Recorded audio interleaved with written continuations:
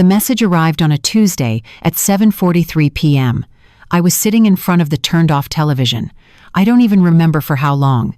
When I heard the phone chime, I thought it was just another notification, one of those that fill the silence with nothing. But when I saw the name on the screen, I felt my heart skip a beat.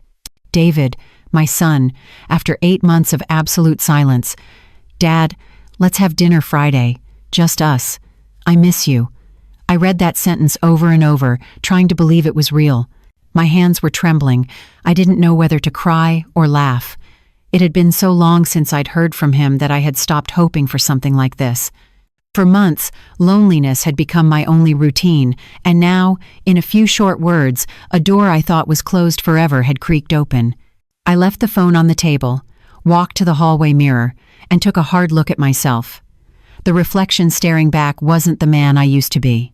Graying hair, tired eyes, a shirt that hung too loosely on my shoulders. I wondered if David would even recognize me, if he would remember who I was before I became the man he chose to forget. The next few days felt eternal. Friday seemed like it would never arrive. I cleaned the house, shaved my beard, polished my old shoes, and ironed the only decent shirt I had left. Each small gesture was a way to contain the anxiety and fear, because although the invitation sounded sweet, something unsettled me. It wasn't just the time that had passed since we last saw each other. It was the way he wrote it. Too proper, too measured. David was never one to write "I miss you," but I clung to that illusion. Sometimes you need to lie to yourself a little just to keep breathing. On Friday at 8:15 p.m., I was in front of his house, the same house where I had spent so many afternoons playing with my granddaughter until her mother, my daughter-in-law, Claire, asked me for some space. And David, as always, chose his own comfort over his father. The neighborhood looked the same. Quiet streets, warm lights in the windows, the smell of fresh bread from the corner bakery. Only now, looking at that white facade with the flower pots at the entrance, I felt that something was off. The lights inside were off, except for one flickering in the dining room. The gate was ajar, David's car parked in the driveway. I took a breath, adjusted my scarf, and walked up the stone steps. As I raised my hand to ring the bell, the door opened slowly, and from the darkness emerged the trembling voice of Maria, the housekeeper. "Mr. Miller, don't go in. Please, just leave. Get out of here as fast as you can." Her words sent a chill down my spine. "What are you talking about, Maria? Where's my son? I can't explain. Just go. Don't ask me anything." I saw the terror in her eyes. It wasn't nervousness, not confusion. It was pure fear. Something inside me tightened. She took a step back and lowered her voice. "Please, sir, trust me. Do not go inside." My heart was pounding.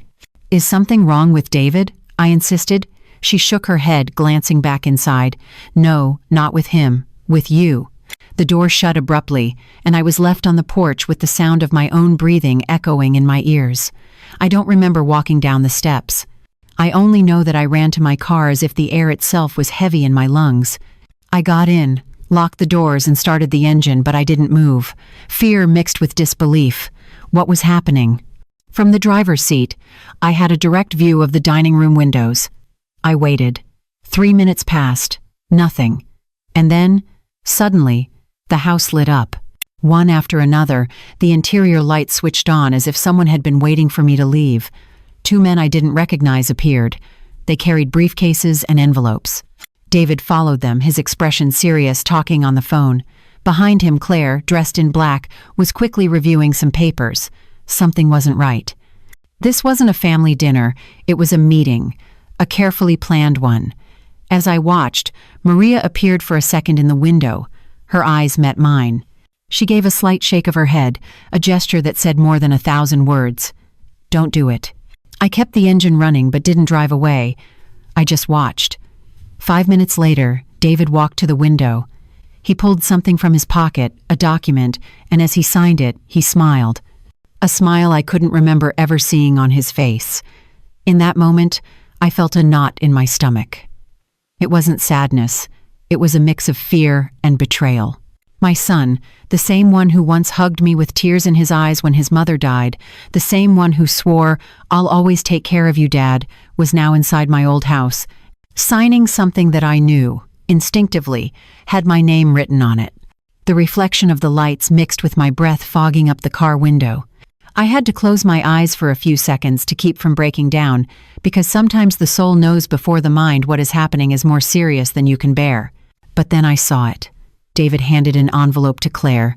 She put it in her purse and then, unexpectedly, they both looked up towards the window, towards where I was. I ducked instinctively, my heart hammering against my chest. I waited a few seconds, and when I looked up again, the curtain was closed. The inside was dark once more. Something told me not to leave, that the night wasn't over, that if I left, I would carry a doubt with me that I could never forget. That night, what I discovered from my car changed my life forever. The sound of the running engine kept me company all night. I didn't have the courage to go home. I stayed there, parked across from my son's house, watching the lights go out one by one, until only one remained on the one in the study. Inside, David paced back and forth, talking on the phone. I could see him gesturing with that impatience he inherited from me, but without the tenderness his mother used to put into every gesture. Suddenly, he threw something onto the desk, ran a hand through his hair, and stared blankly into space. For a moment, I wanted to believe that in that silence there was room for regret, but it was too late for naive hopes. As I watched him, memories began to knock at the door of my mind, one after another, uninvited. I remembered the day everything changed. It was almost 3 years ago, in that same house, during an argument that started over something so small it now seems ridiculous, the sale of the old family property. After my wife Eleanor's death, I was left alone in that enormous house. David insisted I sell it. He said it made no sense to keep it, that it would be more comfortable for me to move closer to them, but I couldn't. Every corner held a piece of her. Her scent, her voice, her laughter when she cooked clumsily. Selling it would have been like burying her a second time. "Dad," David had said that day, his tone impatient, "it makes no sense to keep paying property taxes on an empty house." "It's not empty," I replied. "Your mother is here. Mom's gone, Dad." "That's what you think." Claire, his wife, intervened with that cold voice she always used when she wanted to sound reasonable. "It's not healthy to live in the past, Ed." "And it's not healthy to live without roots, dear," I answered. She stood up, annoyed, and got straight to the point. "David's right. If we sell, we can invest the money. It's not about erasing memories, but about seizing opportunities." "We?" I asked, looking at her. "Or is it about what you can do?" David slammed his hand on the table. "Enough, Dad. Don't attack her." "I'm not attacking her," I said. "I'm just defending the little I have left." It was then that I heard him say the words that still burn in my soul. "If you'd rather live among ghosts, fine. But don't expect me to join you." That was the last sentence we exchanged before the silence that separated us for months. Then came the distance, the unanswered texts, the forgotten birthdays, until this invitation appeared like a flame lit in the darkness. At midnight, when the lights in his house finally went out, I lit a cigarette even though I had quit years ago. The smoke scraped my throat, but the fire gave me a strange clarity. Something inside me was telling me that this dinner wasn't a reunion, but a carefully laid trap. But why? What could my own son gain from hurting me? And then I remembered Maria, her terrified look, her whispered voice. "Not about him, it's about you."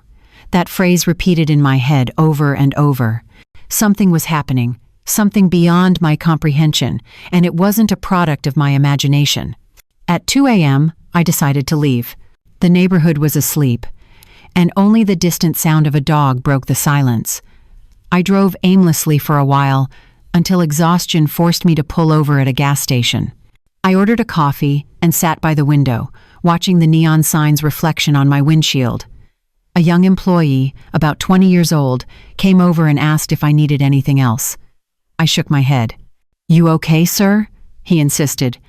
I didn't know what to say. How could I explain that I had just discovered that your own blood can turn against you? I just said, "I'm tired, son. Tired of not understanding why love wears out so fast." The kid looked at me for a second and then walked away in silence. His simple gesture reminded me of something. Not all youth is lost. My son was once like that, too generous, sensitive, until the world, and perhaps I myself, made him hard. I returned home just before dawn. The clock read 5 a.m. when I walked through the door. The air smelled of dampness and dust, of prolonged loneliness. I turned on the desk lamp and sank into the chair. On the desk was the photograph I've kept for years. David, barely 8, sitting on my shoulders at the beach. We were both smiling. I believed nothing could ever break that bond. I held the photo in my hands and stared at it for minutes. The sadness wasn't anger. It was a kind of aged nostalgia, a feeling of having failed without understanding how. Maybe I didn't know how to love him right. Maybe I demanded he be strong too soon. Maybe I confused discipline with harshness and affection with control. Fathers make mistakes too. It's just that sometimes we find out when no one wants to listen anymore. Suddenly, the ringing of the phone jolted me from my thoughts. It was an unknown number. I hesitated before answering. Yes? Mr. Miller, it's Maria. My body tensed. Maria, what's going on? I can't talk for long. I just wanted to make sure you left. Yes, I left. Thank God. What is happening? I asked, trying to control the tremor in my voice. She hesitated for a few seconds. I can't tell you over the phone, but you have to meet me. It's important. Where? Tomorrow, noon. At the diner by the old train station. Don't tell anyone you're going. The line went dead. I stood there, motionless, holding the receiver as if it weighed a ton. The shadows of the past were mixing with those of the present, forming a labyrinth I wasn't sure I wanted to escape.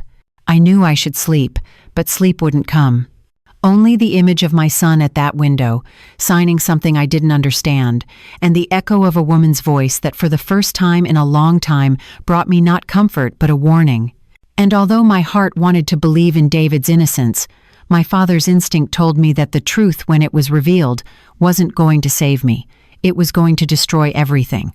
The old train station diner was nearly empty.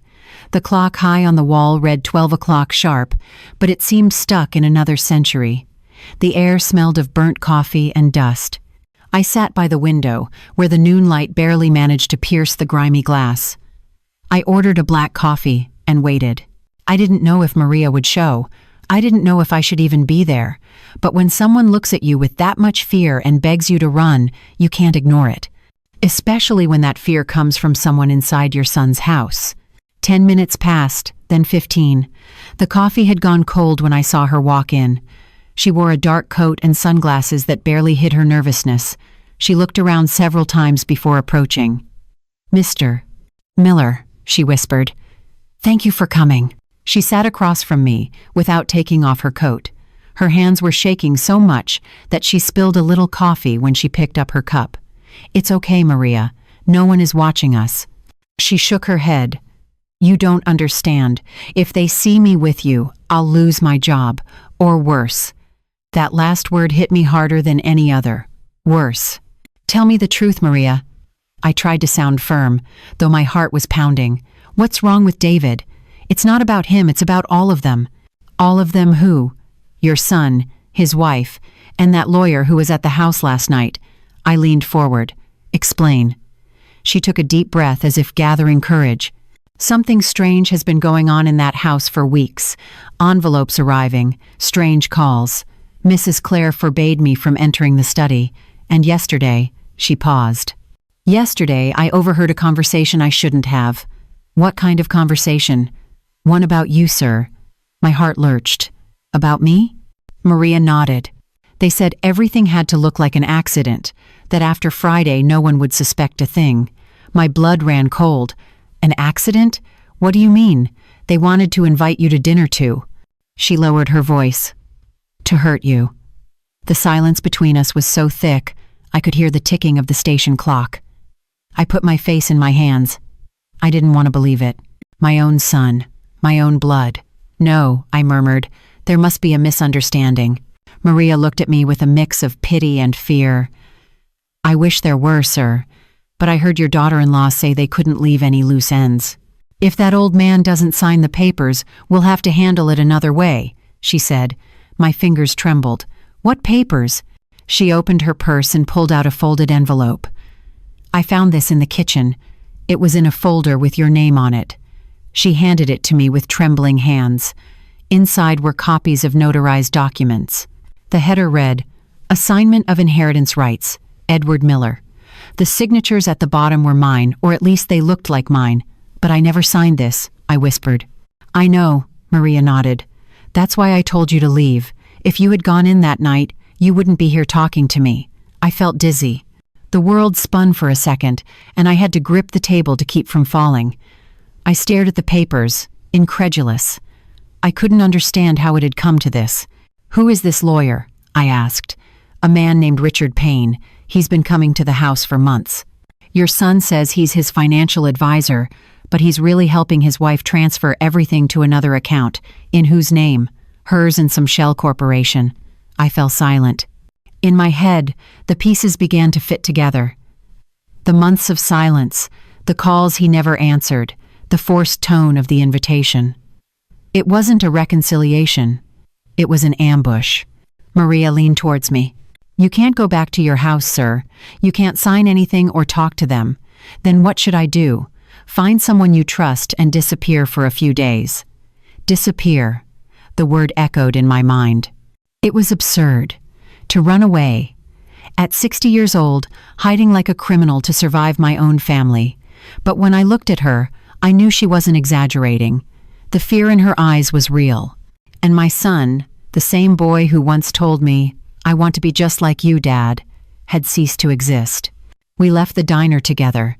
The sun was already setting, staining the pavement an amber hue. Maria walked quickly, looking from side to side. Before we parted, she squeezed my hand. Don't trust anyone, sir. Not even your son. I watched her walk away until she disappeared into the crowd. I stood there, feeling like something inside me had shattered. It wasn't just trust or security. It was my very identity as a father. I started the car and drove aimlessly. Maria's words reverberated in my head. After Friday, no one would suspect a thing. That sentence haunted me. If I hadn't listened to her warning, I might already be dead. I got home late that night, turned on the living room light, and opened the documents one more time. I looked at my forged signature. It was perfect identical to mine. The stroke, the slant, even the pressure of the pen. I stared at the paper, trying to understand at what point I stopped knowing my own son. Suddenly, something shook me. At the bottom of the contract, in fine print, was a date. Saturday, July 9th, the day after the dinner. That was the date they planned to file my assignment with the notary. They had it all planned.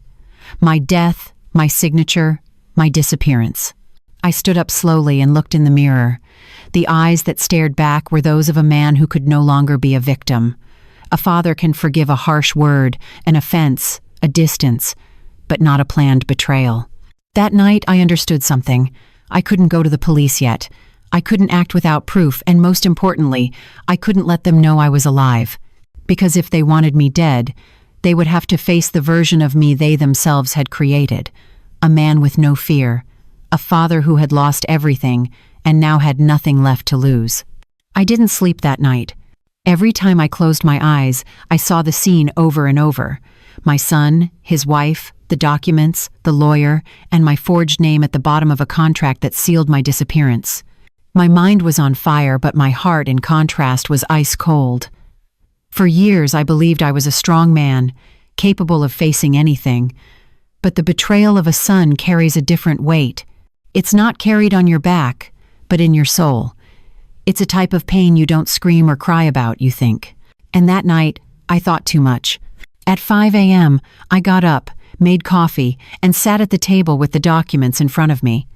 I needed clarity, and the only way to get it was to transform my pain into something useful. I knew that if I went to the police, they'd say it was just suspicion without proof, and if I confronted David, I would only accelerate the inevitable. So, I decided to do what I never thought I would, play their game. I took out a notebook, opened it to a fresh page, and wrote one word at the top, plan. Below it, I drew 3 columns, people, timing, risk. I felt absurd, as if I were a criminal designing a crime. But then I remembered Maria's words, don't trust anyone, and I understood that my only defense would be my own cunning. The first step was to find someone I trusted, and there weren't many left. That's when I thought of Martin Caldwell, an old friend from my youth. We had worked together decades ago at the engineering firm where I met Eleanor, my late wife. Marty was always a discreet, loyal man with a sharp mind for legal details.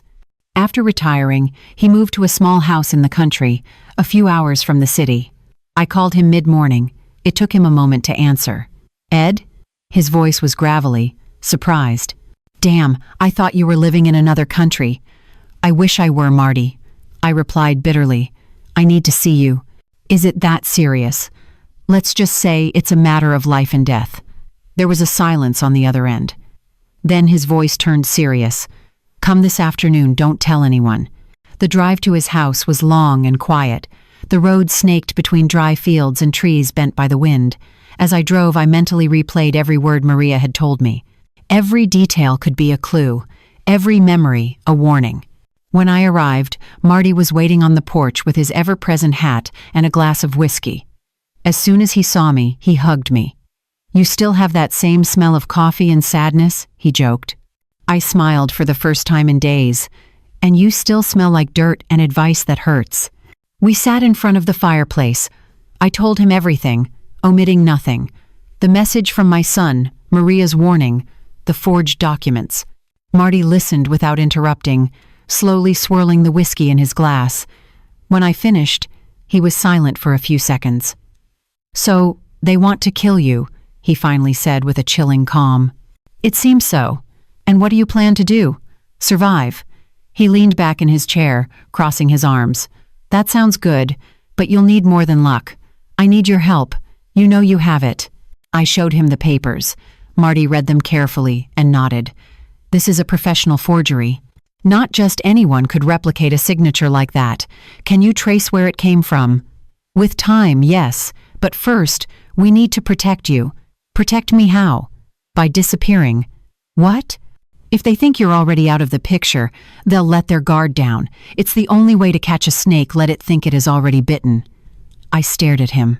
The idea was as absurd as it was brilliant. "And how am I supposed to disappear?" I asked. Marty smiled with that slyness only cunning old men possess.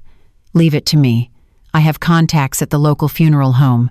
If you're up for it, we can arrange a little domestic accident tomorrow." "Are you talking about faking my death?" "Exactly." The idea turned my stomach, but the more I thought about it, the more sense it made. If David and Claire planned to take my assets, they would see my supposed death as the perfect opportunity. And while they sank into their own lies, I could watch them from the shadows. I stayed the night at Marty's. He set me up in a simple room with a wooden bed and a thick blanket. Before going to bed, I took out the photo of my wife and placed it on the table. "Eleanor," I whispered. "I never wanted it to end like this, but I can't keep being the father who just waits. Now I have to be the man who acts." I turned off the lamp and stared at the ceiling. The silence of the country was absolute. For the first time in weeks, I didn't feel fear, but a strange sense of control. It was as if life had handed me back the wheel after a long shipwreck. At dawn, Marty came in with a thermos of coffee and an envelope. "Here's everything you'll need," he said, leaving it on the table. Inside was a new ID, a notebook with fake entries, and a key. "What's this?" "A cabin I own on the outskirts near the river. No one will find you there." "And after that?" I asked. "After that, we let them talk, sign, and make their moves. And when they think everything is under control, I get my revenge?" "No, Ed. You show them who you are." I stared at the fire crackling in the hearth. The flames danced as if they knew something was about to begin, and in that instant, I decided. I would leave behind the naive man I was, the father who only knew how to forgive. Because sometimes, for the truth to come to light, you have to walk through the shadows. I poured myself a cup of coffee and made a silent toast to my wife, to the housekeeper who warned me, and to the son who taught me that blind love can also kill. And so, with the first ray of sun on my face, I made the most important decision of my life, to die, so that I could live. The sound of the sirens was more convincing than I had imagined. Marty handled everything with a precision that bordered on the macabre. The plan was simple but risky. A supposed domestic accident, a fall down the stairs, a carefully worded suicide note, and an unrecognizable body that no one would question too closely. The body, of course, was not mine. His contact at the local funeral home took care of swapping records, and a controlled fire did the rest. A small, contained explosion in my old house sealed the story. Alarmed neighbors called the fire department. By the time the media arrived, they were already talking about a tragedy at the home of retired businessman Edward Miller. From Marty's cabin, miles away, I watched the live broadcast. Smoke was still rising from the roof of what was once my home. A reporter spoke into the camera with a grave, theatrical tone. Sources close to the family indicate that Mr. Miller lived alone. An accident is presumed. Authorities are still investigating the cause of the fire. I remained silent. I didn't know whether to cry for what I was seeing or for what I had lost long before that night. That house had been my refuge, the last corner that still held a piece of Eleanor. Now, only ashes remained. Marty came in with 2 cups of coffee. "Cheers to the deceased," he joked, raising his cup. I didn't smile. I didn't think it would hurt so much to pretend to be dead. "Only those who were truly alive feel that," he replied. The news spread like wildfire. Within hours, social media and local news sites were reporting my death. Old friends started leaving messages of condolence. Even some relatives I hadn't spoken to in years posted kind words. Death, I thought, has a strange power. It reconciles those who didn't have the courage to do so in life. But the part that truly interested me hadn't happened yet, my son's reaction. And when I finally saw him in front of the cameras, I knew that everything I had planned was worth it. It was the afternoon of the next day. The television showed the facade of David's house. He and Claire were on the porch, surrounded by journalists. David wore dark sunglasses, but his trembling voice tried to sound firm. My father was a complicated man, but he will always be my father. We will miss him. He said it without blinking, with a perfect pause, as if he were reading a script. Beside him, Claire pretended to wipe away a tear. The reporter asked her, "How are you feeling, ma'am, after this tragedy?" She sighed and replied with a broken voice, "We just want to close this chapter and continue with what he would have wanted. Peace for our family. Peace." A word that, in her mouth, sounded like poison. That night, Marty and I sat in front of the television with a bottle of wine. "So, what's next?" he asked me. "We wait." "Wait for what?" "For them to make their first mistake." And they didn't take long. 2 days later, the lawyer Richard Payne appeared on the local news, accompanied by David. They announced the reading of the will and the transfer of pending assets. I couldn't help but let out a bitter laugh. They hadn't even waited for the mourning period. They had barely buried the ashes of the stranger they thought was me, and they were already claiming what was theirs. Marty smiled ironically. Greed has a better nose than a bloodhound. I dedicated myself to observing their every move from a distance. The cabin where I was hiding had an old radio, a small television, and an internet connection thanks to a generator. Marty installed discreet cameras at the entrance of my old house, what was left of it, and across from Payne's office. Every day, we reviewed the recordings. It was like watching a play where the villains forget the audience is still there. In one of those recordings, I saw Claire meeting with the lawyer. Their voices were clear.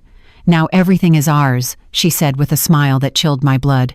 "Almost everything," he replied. "We still need to release the offshore accounts." "Don't worry," she added. "David doesn't suspect a thing." I felt a sharp blow to my chest. They hadn't only betrayed me, she was also betraying him. The son who wanted to inherit from me while I was alive was now the useful idiot for his own wife. Marty looked at me, noticing my expression. "I told you, old friend. In betrayals, there are always hierarchies." 3 weeks passed. The country had already forgotten my death. David appeared in public as the new head of my properties, talking about continuing my legacy. His words sickened me, but what hurt the most was seeing that my granddaughter, Sophia, was barely seen. I knew they were keeping her away from it all, and that gave me some peace. She was not to blame for any of this. One night, while reviewing my notes, Marty came in with a discreet smile. "The time has come." "What are you talking about?" "Your son made his move. He sold the last property under your company's name. It's all on record." "Perfect," I said, feeling a surge of adrenaline. "So, shall we begin?" I nodded. "Yes. It's time for the dead to speak." The next morning, we sent 3 envelopes from a different post office with no return address. one to the district attorney's office, another to a journalist, and the last one to David. In each one were copies of the forged documents, the recordings of Claire and the lawyer, and a message written in my own hand. Not every death is an end. Some are the beginning of the truth. When I sealed the envelope, I felt something inside me close as well. The fear, the humiliation, the helplessness, it was all behind me now. I looked at myself in the small bathroom mirror of the cabin.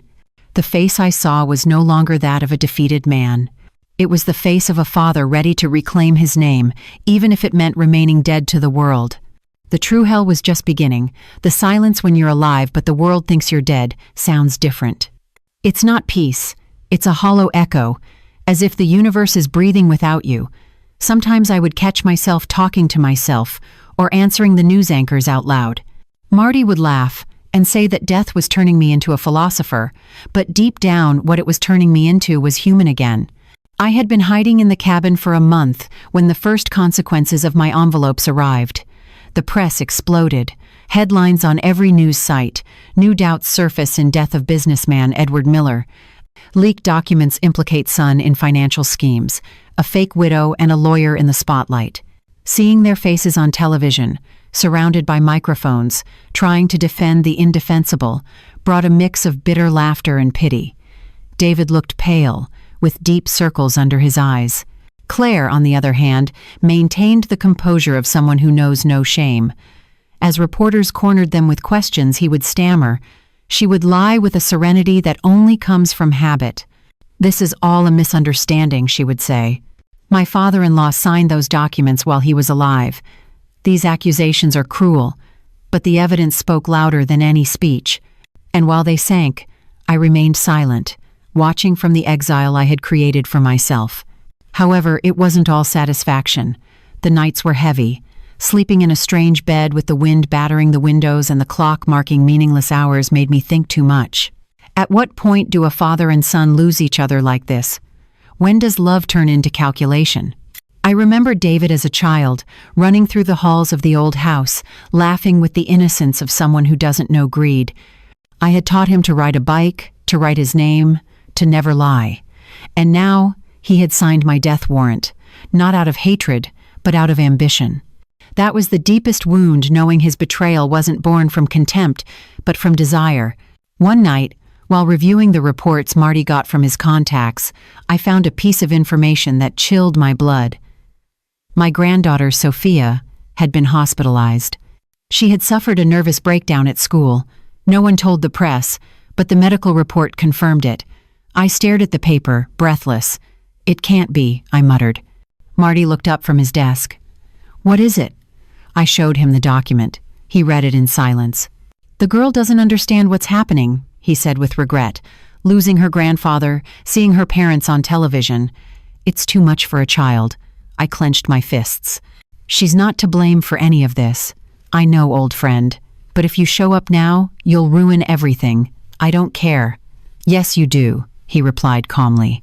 "If you do it before the time is right, the real culprits will get away, and your granddaughter will grow up believing her grandfather was a madman who abandoned everyone. Is that what you want?" I fell silent. Sometimes Marty had a painful cruelty, but his words were true. I had to hold on for her, for Eleanor, for me. 2 weeks later, the justice system opened a formal investigation. The lawyer, Payne, was subpoenaed, and slowly, the media began to talk about a possible family fraud scheme. David sank deeper every day. Friends avoided him, partners abandoned him, and Claire simply vanished. Until one night, I received an email. No sender, no subject, just one sentence. "I know you're alive." My heart skipped a beat. I called Marty immediately. "Does anyone know?" "Calm down," he replied. "What does it say exactly?" I read him the message. He was silent for a moment. "It must be Maria." "Why do you say that?" "Because no one else could know. And if it were your son, he wouldn't write. He'd come looking for you." My relief was short-lived. The next day, a second message arrived, this time with an address attached to the hospital where Sophia was, and just one word: "Come." I couldn't stay put. Marty warned me not to go, but there are some things no father or grandfather can ignore. So, as night fell, I put on a baseball cap, dark glasses, and drove to the hospital. I parked far away, crossed the garden, and entered through a side door. No one recognized me. I went up to the second floor, room 214. I stopped at the door. From inside, I could hear a soft murmur, a lullaby. I pushed the door open just a crack and saw her. Maria, sitting by Sophia's bed reading her a story. The little girl was asleep, her head bandaged, her breathing calm. Maria saw me, stood up immediately, and rushed towards me, her eyes filled with tears. "I knew you would come," she whispered. "What happened to her? She fainted at school. She said she dreamed you were calling her from a fire. She wouldn't stop screaming your name." I swallowed hard. "And David? He hasn't come once. He's hiding from the reporters, and his wife. No one knows where she is." I approached the bed. Sophia, only 9 years old, breathed with the innocence that we adults lose. I gently stroked her forehead. "Forgive me, little one," I whispered. "This will all be over soon." Maria looked at me tenderly. "You have to come back, sir. Someone has to tell the truth." I shook my head. "Not yet. Something is still missing. The final blow." When I returned to the cabin, Marty was waiting up for me. I told him everything. He sighed. "I knew you would go. I couldn't stay away." "I know. But remember, silence is your best weapon." I nodded, and for the first time in weeks, I understood the true meaning of his phrase. Because silence not only protects, it also punishes. And those who once thought they could speak in my name would soon learn what it feels like when the dead speak again. No one truly dies as long as they remember who they were. But sometimes, to survive, you have to stop being yourself. And that's exactly what I did. Marty helped me get a new identity.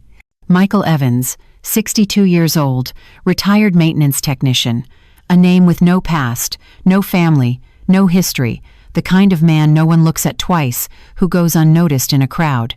Perfect for what I needed. More than a month had passed since my fake death. The police were still investigating the case, but the media had already moved on to the next scandal. My son continued to sink in a mire of public ruin, and his wife had disappeared from the map, or so I thought. Until one morning, while reading the newspaper in the cabin, a piece of news left me frozen. Claire Miller, widow of businessman Edward Miller, re-emerges as new investor in the Eden Group, property of her late father-in-law. The Eden Group, my company. The one I founded with Eleanor 30 years ago. And there she was, smiling in a photograph, dressed in black with a mourning bracelet. A widow, rich, owner of something that never belonged to her. The fire I thought had been extinguished inside me reignited. It wasn't enough to watch anymore. I had to see her up close. And for that, I needed to get close to the only place where my name was still breathing, the offices of the Eden Group. Marty, though he disagreed, helped me get a temporary job as a maintenance assistant in the building. No one would suspect an old man fixing sockets and changing light bulbs. When he saw me in the uniform, he couldn't help but laugh. From CEO to electrician. If Eleanor could see you, she'd either laugh with you or slap me for not doing it sooner, I replied. The following week, I was there. The building I had commissioned myself welcomed me with an alien, almost hostile air. Nothing remained of the warmth we used to share with the employees. Now it was all glass, metal, and surveillance. The hallways felt like cold hospital tunnels. I spent my first day changing light bulbs on the 3rd floor. No one recognized me. Years had passed, and the beard, gray hair, and thick glasses did the rest. I was invisible, and that invisibility gave me power. The second day, I saw her. Claire stepped out of the elevator surrounded by 2 men in suits. She was laughing. Her perfume, the same one she used to wear to family gatherings, filled the hallway. As she walked past me, she looked at me without seeing me, and that indifference was the most ironic blow of all. I had died so well that even my murderer ignored me. Over the next few weeks, I began to observe her every move, every visit to her office, every meeting with partners. I took notes in a small notebook I kept in my toolbox. Marty came by every night to collect the information. One afternoon, while cleaning the hallway windows, I overheard something that made my breath catch. Claire was on the phone in her office. The door was slightly ajar. Yes, Richard, the money is almost ready, but I need David to sign the last document. No, he doesn't know anything. I'll just tell him it's an insurance update. I leaned on my broom, listening to her soft laugh. With this, everything will be mine. And when the old man shows up, if he shows up, he won't have a penny to claim. My fist clenched so tightly I felt my knuckles crack. I had to stay calm. My moment would come, but it wasn't today. Every word she spoke was another piece of the puzzle, and I was going to complete it with patience. One evening, as I was leaving the building, I heard my real name for the first time in months. Edward? I spun around. It was Maria, the housekeeper. She wore simple clothes, but her eyes were the same brave and sad. "My God," she whispered. "I thought you were a ghost." "In a way, I am," I replied. We took refuge in the side alley. She hugged me. "I knew you hadn't died.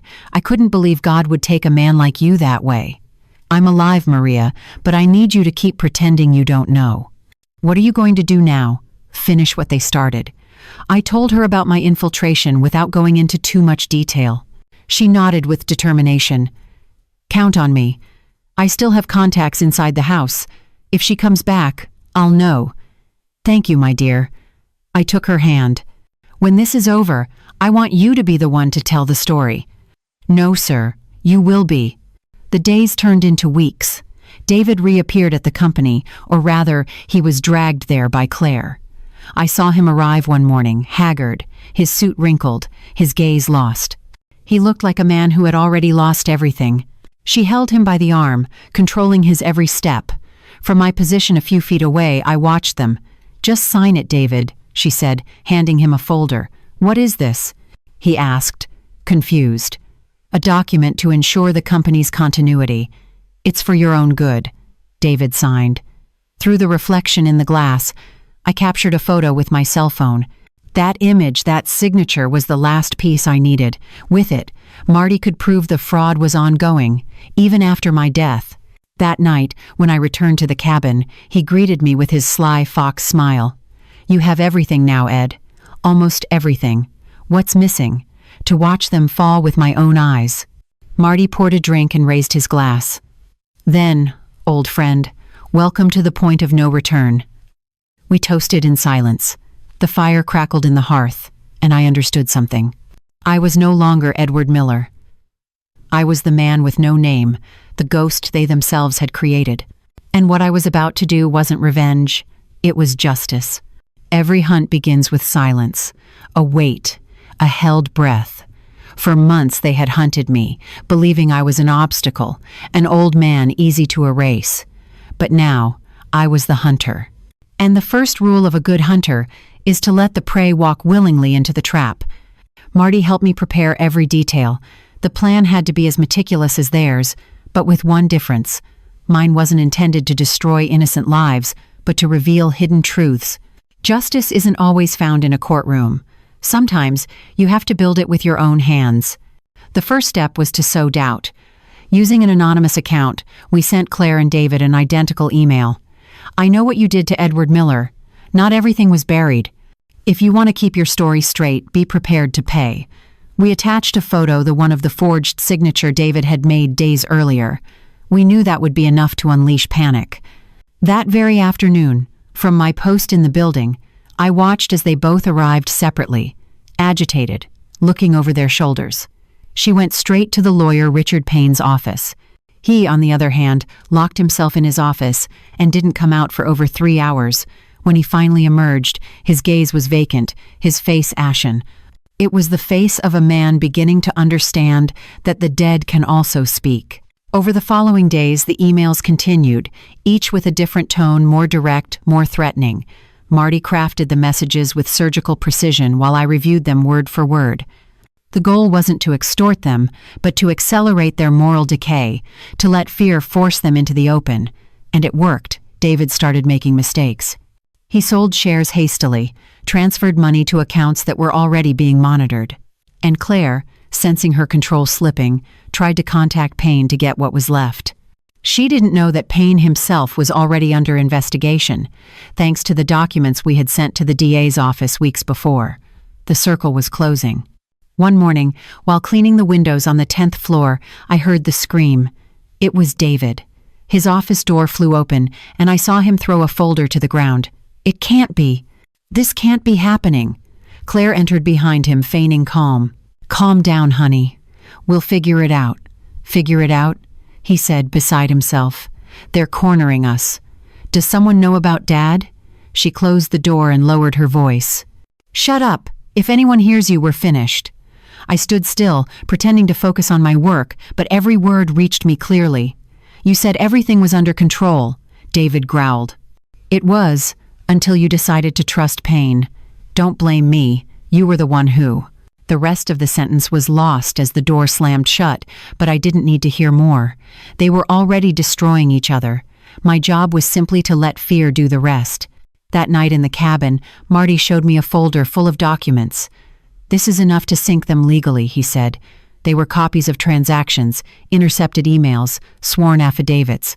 Every piece fit perfectly. All that was left was the final blow, public exposure. "Are you going to do it yourself?" he asked. "Yes." "Then, old friend, this will be your resurrection." The opportunity came 2 days later. The Edan group organized a press conference to clarify rumors. Claire and David would appear together in front of the cameras, proclaiming their innocence. There couldn't have been a better stage. That morning I dressed in my maintenance uniform and carried my toolbox. No one suspected the old janitor checking the wiring in the auditorium. I discreetly placed a USB drive connected to the projection system. On it were the documents, the recordings, the images, and my voice. At 11 a.m. the event began. The room was packed with journalists. Claire, looking flawless, took the microphone. "We want to thank you for your presence and deny the baseless accusations that have been circulating." David stood behind her, visibly tense. His hands were sweating, his eyes avoiding the audience. The moderator announced a brief audiovisual presentation on the history of the Miller family, and then the screen lit up. First, a black and white photo of me. Then, the sound of my voice, deep and deliberate, like an echo returning from the other side. "Good morning. If you're seeing this, it's because the truth has decided to speak. Not all deaths are accidents.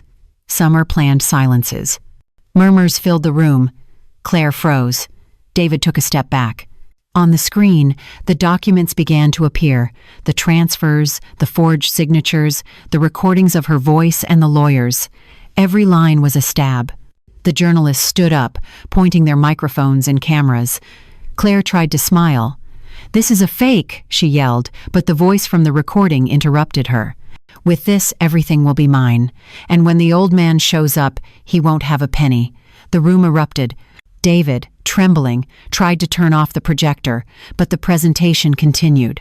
The final slide. A recent photo of me, taken from the cabin, looking towards the horizon, with a final text. "Edward Miller is alive." The chaos was immediate. The press swarmed the couple. Security guards tried to cut the feed, but it was too late. Marty had done his part. The signal was being broadcast live online. Within minutes, the entire country knew the dead man had returned. From a dark corner of the auditorium, I slowly removed my cap. For an instant, David looked up, and our eyes met. His face went pale. He didn't scream, didn't run, didn't say a word. He just understood, and in that silence, I knew my hunt was over. That night, I returned to the cabin. Marty was waiting with a whiskey poured. "Well?" he asked. "The trap is closed. And how do you feel?" "Tired." "That's justice, old man. It never comes for free." I stared at the fire. I didn't feel joy, or triumph, or relief. Just a deep exhaustion, as if every year of my life had come rushing back at once. But within that exhaustion, there was something new. Peace. Because sometimes, silence isn't the end. It's the most perfect way to scream. The city was quiet that night, or at least it seemed so from the cabin window, as the wind rustled the branches of the eucalyptus tree guarding the porch. On the news, they spoke of me as if I were a myth. "Edward Miller is alive," according to anonymous sources. I listened to their voices and smiled sadly. Yes, I was alive, but I was no longer the same. The man my son knew had died the day I saw him sign my sentence. Marty watched me from his armchair. Sooner or later you'll have to face him, he said, not looking away from the fire. I know. And what will you do when you see him? It will depend on what I see in his eyes.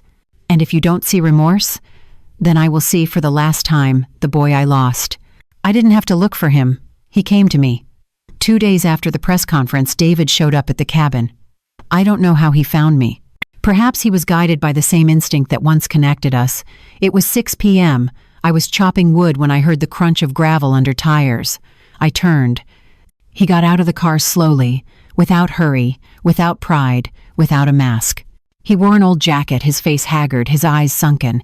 For a moment, time rewound 20 years. I saw the young man who once asked for my help with his first job application, but that memory vanished when he said, "Dad." The word pierced me like a knife. It had been so long since I'd heard it. I set the axe aside. "I wasn't sure you'd come," I said. "Neither was I." He approached slowly, his hands empty. We stood face to face.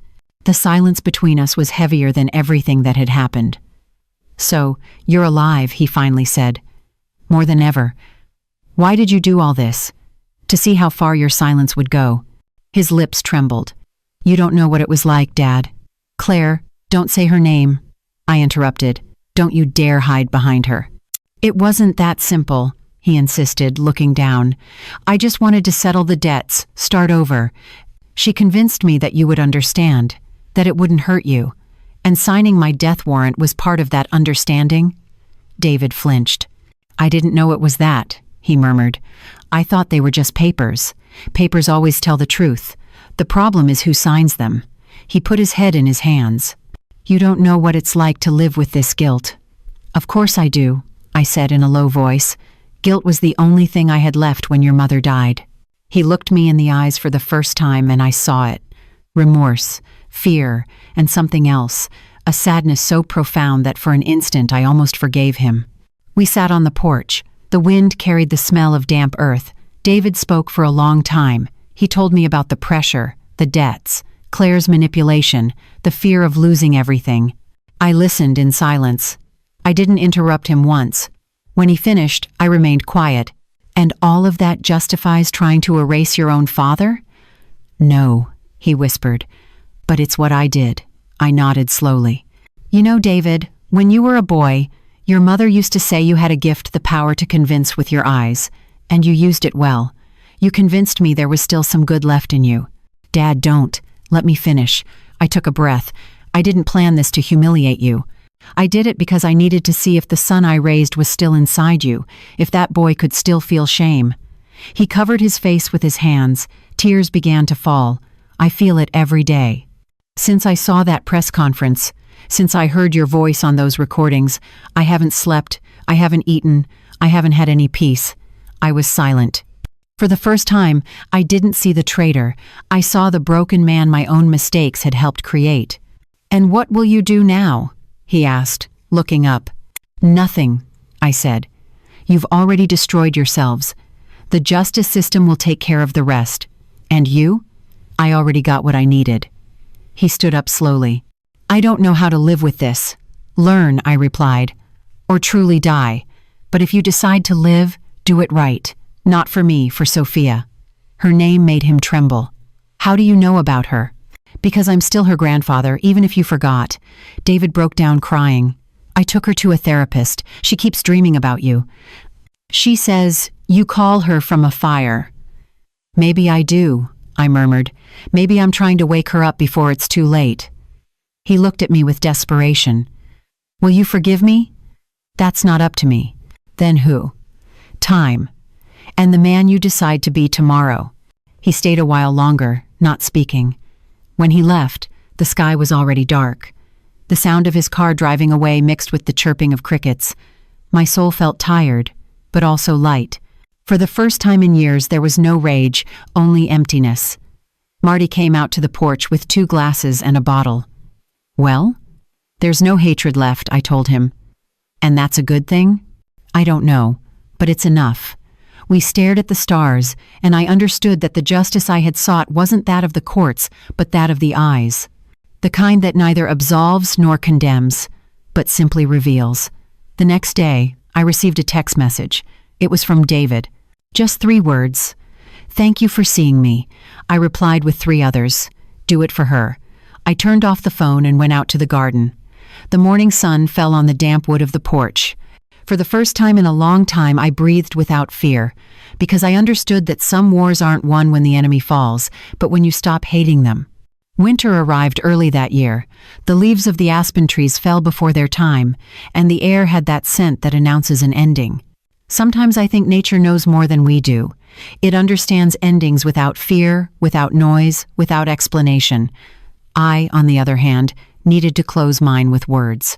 A month had passed since David's visit. I hadn't heard from him again, but his silence no longer hurt me. For the first time in a long time, I understood that silence isn't always contempt. Sometimes it's redemption, and that was enough. Marty had gone to visit his son for a few days, so the cabin was quiet. The fire crackled in the hearth, and on the table lay my final task, a letter. Not for my son, but for Sophia, my granddaughter, the only innocent one in this whole story. My dearest Sophia, when you read these lines, I may no longer be in this world, or perhaps I will be, watching you from afar, like the grandfathers who live in the wind. I want to tell you something that isn't in books. The truth isn't always pretty, but it always sets you free.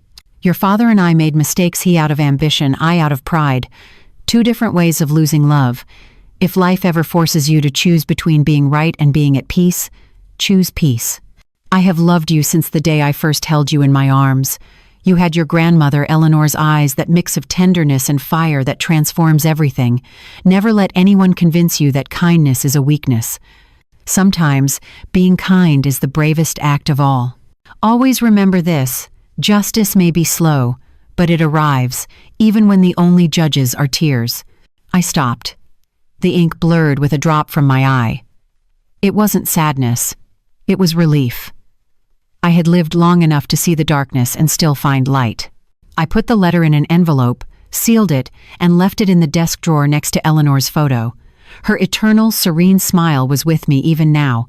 I'm finished, my love, I murmured. You can stop worrying about me now. The following days passed quietly. The news spoke of arrests, legal proceedings, a dismantled corruption network. Claire and Richard Payne had been detained. David, I learned, had cooperated with the authorities and received a reduced sentence. In a way, the truth had saved him, and I simply stepped away. I didn't need any more noise. I spent my afternoons on the porch with a blanket over my legs, watching the sun hide behind the mountains. Sometimes I thought I could hear Sophia's laughter among the trees. Or maybe it was just the wind playing with my memory. One afternoon, as the sky turned orange, a car pulled up in front of the cabin. I recognized the silhouette even before I saw her clearly. It was Maria. She carried an envelope in her hand. "Good afternoon, Mr. Miller," she said, smiling with that mix of respect and affection she always had. "Good afternoon, my dear. What brings you here?" "This," she said, handing me the envelope. A little girl with a braid and a notebook full of drawings gave it to me. She said it was from her favorite grandfather. I took it, speechless. Inside was a letter written in a child's handwriting. "Grandpa, Mommy says you're traveling. I dreamed about you last night. You told me that winter isn't scary, that you just need a blanket and a nice story. When you come back, I want you to tell it to me. I love you to the sky, Sophia." I read it once, twice, 3 times, and I understood that the story now had its ending. Not the one from the courts, not the one of revenge, but the one that truly matters, forgiveness. That night, I wrote one last page in my journal, not for anyone else, just for myself. I faked my death to discover the truth, but what I found was my life. Love is not measured by blood, but by conscience. Some children kill their parents without bullets, just with indifference. But fathers who truly love never die. They become lessons that time teaches their grandchildren. I closed the journal. The fire crackled, and every spark that rose reminded me that there is no sad ending when you learn to let go. Marty returned that same night. He brought wine and fresh bread. "Well, old ghost," he joked, "what will you write now that the story is over?" "Nothing," I said. "There's no story left to tell, only memories to keep." We toasted in silence. Outside, it began to snow. It was the first snow of the year. The treetops were covered in white, and the cabin finally felt like a home. That dawn, I dreamed of Eleanor. She was walking through the garden in her blue dress, with her usual smile. She stopped in front of me and said, "You see, my love? All you had to do was forgive." And when I hugged her, I understood that winter isn't the end of anything, just a form of rest. When morning came, Maria found the cabin quiet. The fire was still burning. The cup of coffee was still warm, and on the desk were 2 envelopes, one with the letter for Sophia, another with a note that said, "If anyone ever hears my story, don't call it a tragedy." It was just the journey of a man who learned too late how to say goodbye. And if you, who are listening to my voice now, have made it this far, I want to thank you for joining me on this journey. If this story moved you, subscribe to the channel, leave me a like, and tell me in the comments what you thought. Tell me also what city you're watching from, and if you ever learned, as I did, that sometimes living in peace is the best revenge. I am Edward Miller, and this was my story.